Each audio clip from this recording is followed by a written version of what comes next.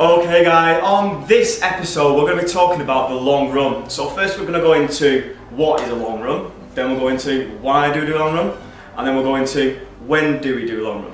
Sounds quite simple there, and also give some tips and advice on how we can incorporate the long run into your training schedule. What is a long run? So a long run is the longest run you do in your training schedule.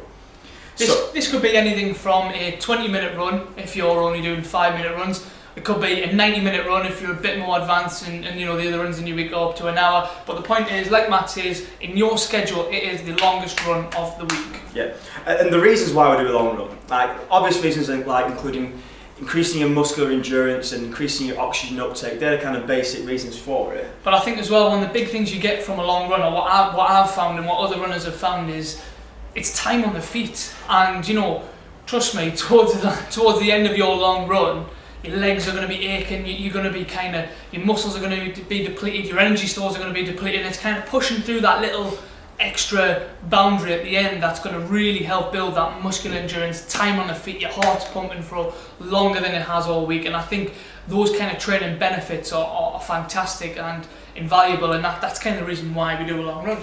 Like, when do you include the long run in your training schedule? Like we often, obviously we'll talk about it with your coaching, but we recommend once per microcycle per week. So if you're going to do a long run every single day, it's not a long run, it's just a run.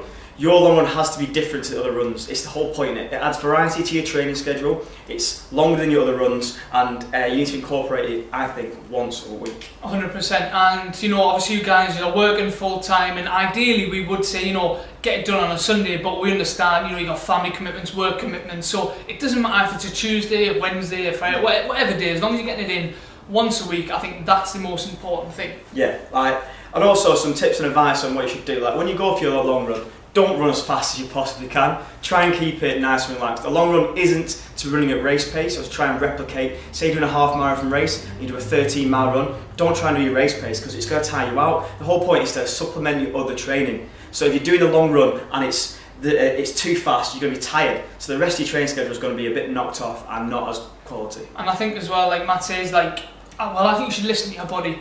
You know, if you've had a tough week and your Sunday run's got to be 20 seconds a mile slower than what you normally run, and that's fine, don't worry about it because the long run, equally if your long run is part of a marathon build up and it's one of your sessions, which we will talk about in other episodes, yeah, then you know it has to be a little bit harder, but we'll come to that. And I think Matt says, you know, just treat it as kind of as you would other runs and run how you feel, and don't get too bogged down with trying to run it hard. Yeah, enjoy it, long run, get out there, enjoy some sunshine, get out in the parks and the fields and get out there and enjoy your long runs. Enjoy the fresh air. Yay!